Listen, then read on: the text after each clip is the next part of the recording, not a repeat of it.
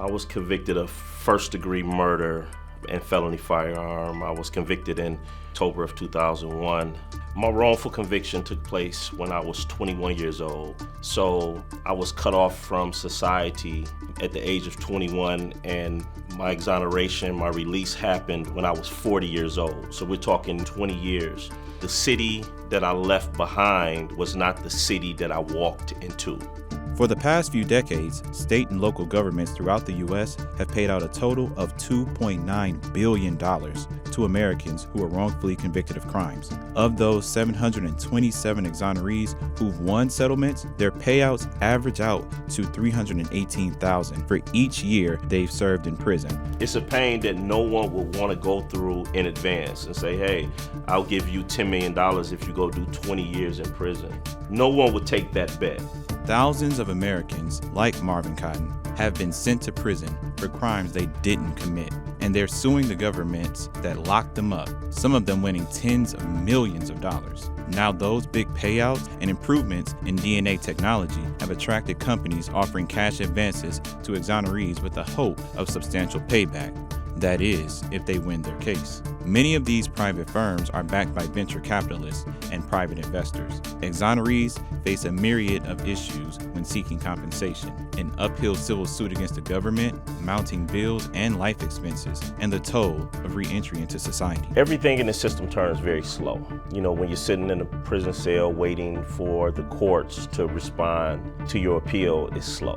When you're out of the system but still fighting with the system, everything still moves slow. This investment is an attractive lifeline for many who, despite their freedom, are short on chances.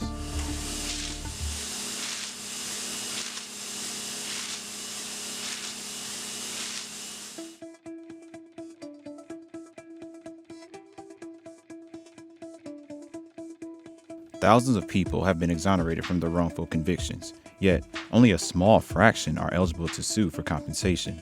And even fewer win the headline-making million-dollar awards. After years of being locked up, re-entry into society comes at a high price. You're basically there with nothing. You have potentially no housing, healthcare, mental health services, vocational training, employment, even an ID card you don't have. If you've been in for a while, you may never have used a cell phone. You don't know what a debit card is. I mean, it's unimaginable, really, to consider what someone's life is after having been inside for a long time and then out they go as an innocent person. During that 20 years, I've lost family members, friends to death. You never get the opportunity to grieve. You never get the opportunity to say goodbye. To the new family members that's being born into my family, you never get the opportunity to say hello. So you have relationships that are never established and relationships that you never get closure to. You can't get those things back. You can't get goodbyes back. You can't get hellos back. There are a few ways exonerees can seek compensation: through federal statutes, state statutes, or in a civil suit. There are 38 states in the District of Columbia that have a state statute that permits somebody to seek compensation either through a lawsuit or through an administrative procedure. So with respect to the other 12 states, the only way to get compensated is through a civil rights case, if you have one. For those exonerees who can prove their innocence, the state and federal process is pretty straightforward. Some states and cities now have funds set aside to settle wrongful conviction cases. However, some exonerees want higher payouts for their time spent incarcerated. Those kind of civil suits have a stronger burden of proof and higher costs associated with the court process. What you have to prove is that what caused that was a particular kind of official misconduct. You have to show that a police officer hid evidence, or manufactured evidence, or coerced a confession, or did something like that. It's at this inflection point that exonerees or their attorneys reach out to litigation firms for funding.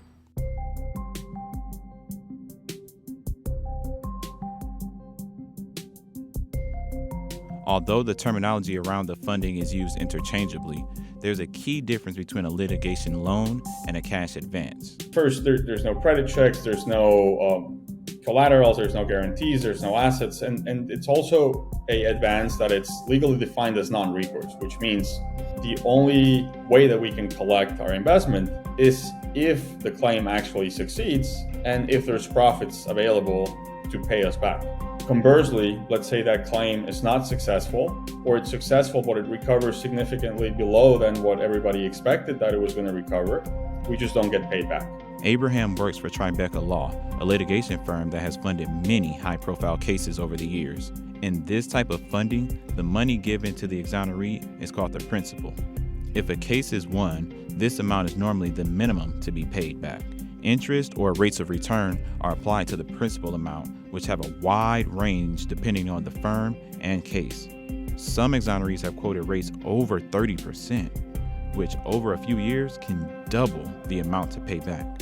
A litigation loan differs from a cash advance because the loan would require repayment regardless of the outcome of the case. What we've seen in connection with litigation loans are a number of problems. There are companies that are a little too aggressive with clients.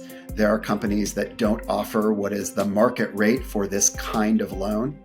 And too many times, exonerees are not aware of their options in structuring their loans to take the money over time, which can help them reduce their interest burden. After being wrongfully incarcerated for years and then having to reprove your innocence, that trauma places an extreme mental toll on exonerees, who oftentimes are fighting in these civil suits for years. It's a perfect recipe for a predatory lender to take advantage of them at this time of vulnerability.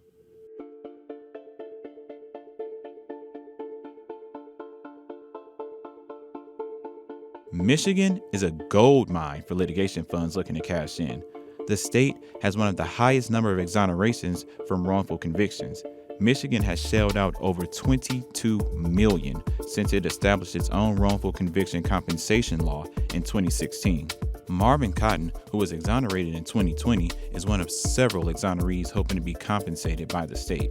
I walked out of prison with nothing. So that makes for an even more difficult transition on top of the trauma from spending 20 years in prison for something I didn't do. Marvin was able to prove his innocence with the help of the state's Conviction Integrity Unit, which works under the DA to investigate claims of innocence. Some of the things that they found in my case were a lot of police misconduct where evidence or information was hidden from the defense, as well as some information that was manufactured. Exoneration is only the first of many hurdles facing people with newly minted freedom. One of the first challenges that I faced when I got out of prison is that I didn't exist.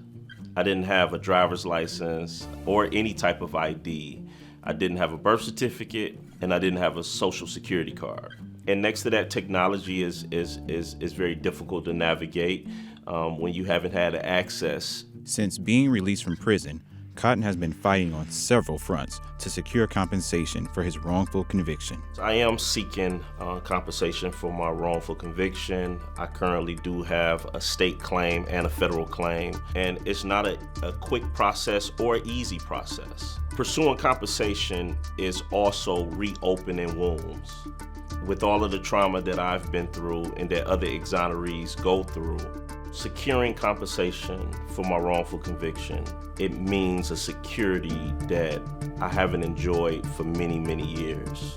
To give you enough security to stand on and step on, that means everything to someone that has lost everything.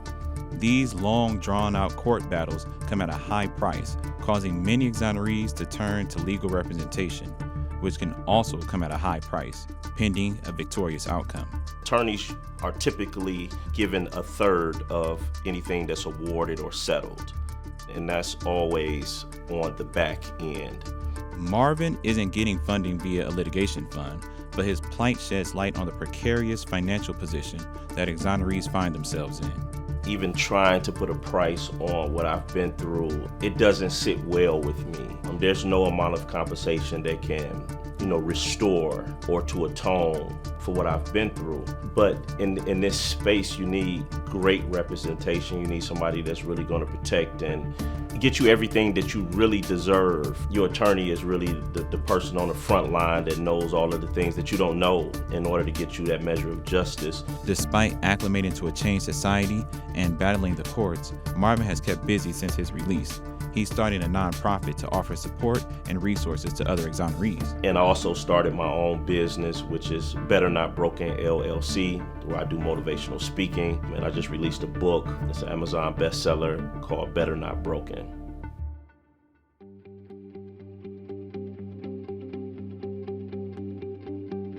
A few states already have usury laws, either on the legislative floor or in practice around the industry.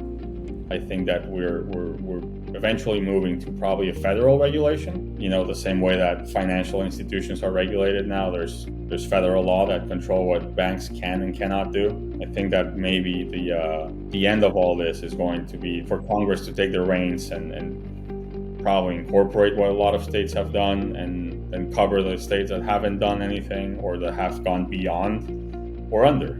The bipartisan Justice for All Act reauthorization bill was brought to the Senate floor in 2022.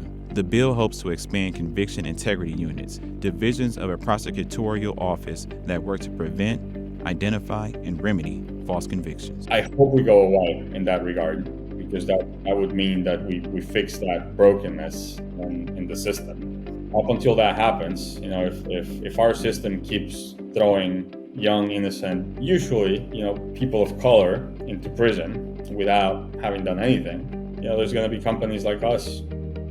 I think it's important for members of the general public to really take interest in wrongful convictions and the whole process of what goes on in the criminal justice system when it comes to this, because people don't usually care about this until it affects their house.